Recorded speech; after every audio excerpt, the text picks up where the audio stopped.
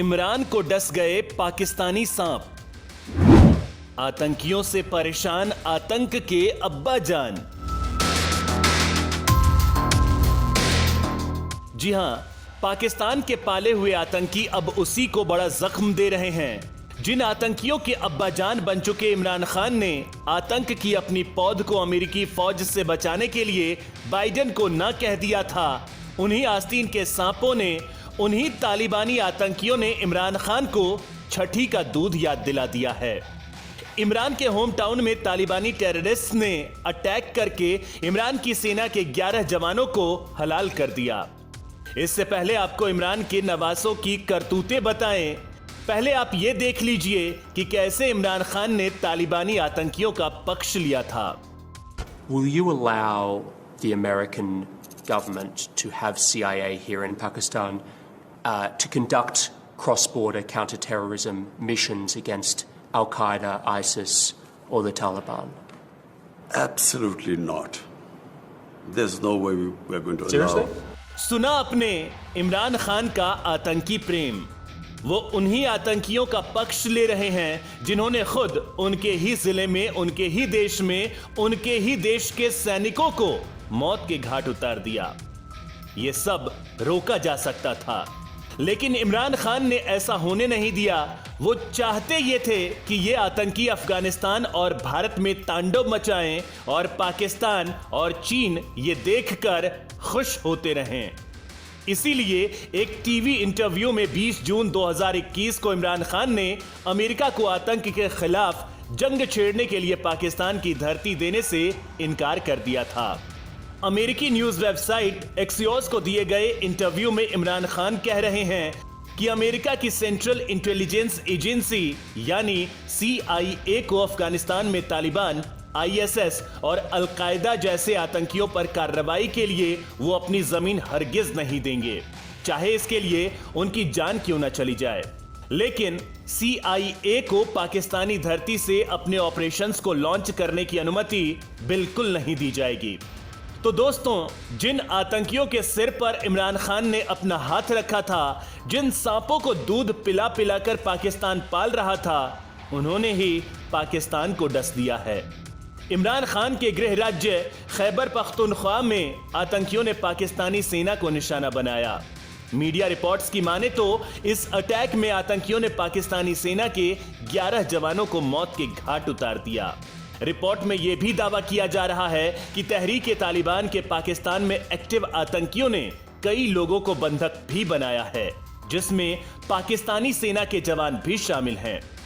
अफगानिस्तान से अमेरिकी सैनिकों की वापसी के साथ ही तालिबानी आतंकी बेहद एक्टिव हो गए हैं।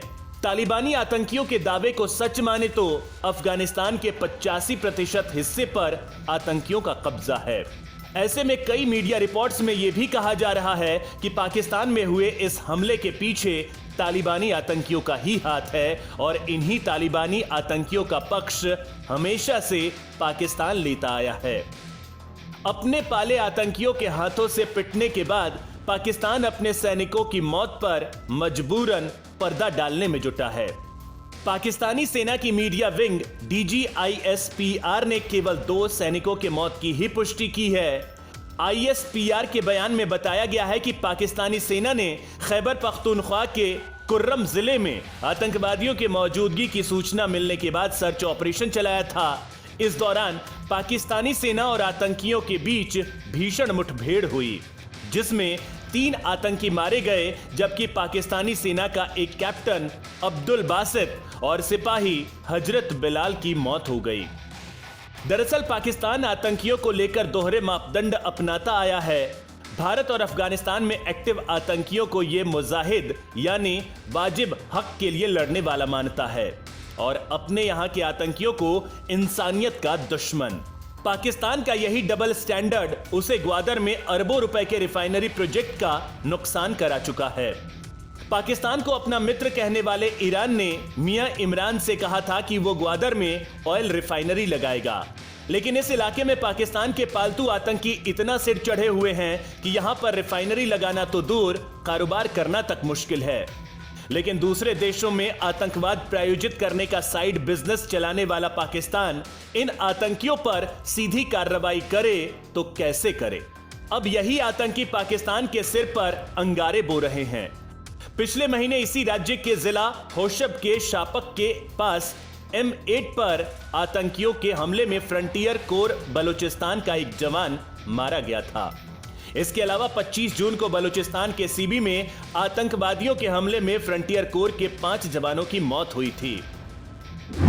जुलाई के शुरुआत में ही आतंकियों ने 2 हमलों में पाकिस्तानी सेना के 5 जवानों को मार गिराया था। पहला हमला अफगानिस्तान के अंदर से उत्तरी वजीरिस्तान कबायली जिले के द्वातोई इलाके में एक सैन्य चौकी पर हुआ। इस हमले में पाकिस्तानी सेना के 2 जवान मारे गए थे। दूसरा हमला दक्षिण वजीरिस्तान कबायली जिले के तियारजा तहसील के न्यू कला में पाकिस्तानी सुरक्षा बलों पर हुआ था। इस हमले में 3 जवान मारे गए थे जबकि कई अन्य घायल हो गए थे। लेकिन पाकिस्तान अब भी आतंकवादियों के खिलाफ सख्त रवैया नहीं अपना सका है। अफगानिस्तान में सक्रिय तालिबानियों को पाकिस्तान और दूसरे मुस्लिम राष्ट्रों से चोरी छिपे मदद मिलती है। पाकिस्तान चाहता है कि आतंकी अफगानिस्तान को कभी स्थिर न होने दें, लेकिन वो खुद अफगानिस्तान से ही अपनी तरफ प्रभावी सीमा नियंत्रण सुनिश्चित करने के लिए कहता रहा है। दिखावे के लिए पाकिस्तान ने कहा कि वो आतंकवादी गतिविधियों के लिए अफगानिस्तान की धरती के लगातार इस्तेमाल की कड़ी निंदा करता है, जबकि पूरी दुनिया ये सच्चाई जानती है कि अफगानिस्तान के आतंकियों को पालने पोसने में पाकिस्तानी सेना और खुफिया एजेंसी ISI का हाथ है।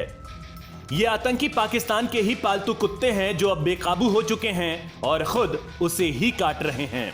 इस आतंकी संगठन की शुरुआत दिसंबर 2007 में 13 आतंकी गुटों ने मिलकर की थी। TTP का मकसद पाकिस्तान में शरिया पर आधारित एक कट्टरपंथी इस्लामी शासन कायम करना है, ठीक उसी तरह जैसे तालिबान अफगानिस्तान में करना चाहता है और जिसे पाकिस्तान अपना खुला समर्थन देता आया है और अब भी दे रहा है। लेकिन जब पाकिस्तान में भी ये आतंकी अफगानिस्तान जैसी ही चाल चल रहे हैं तो इमरान इसे हजम नहीं कर पा रहा है।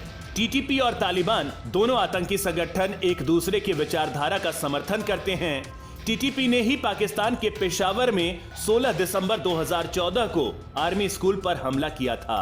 इस हमले में तकरीबन 200 मासूम बच्चों की जान चली गई थी, लेकिन पाकिस्तान ने आतंकियों को प्रश्रय देना बंद नहीं किया और आज फिर से आस्तीन में छिपाए गए पाकिस्तानी सांपों ने खुद पाकिस्तान को डस दिया है।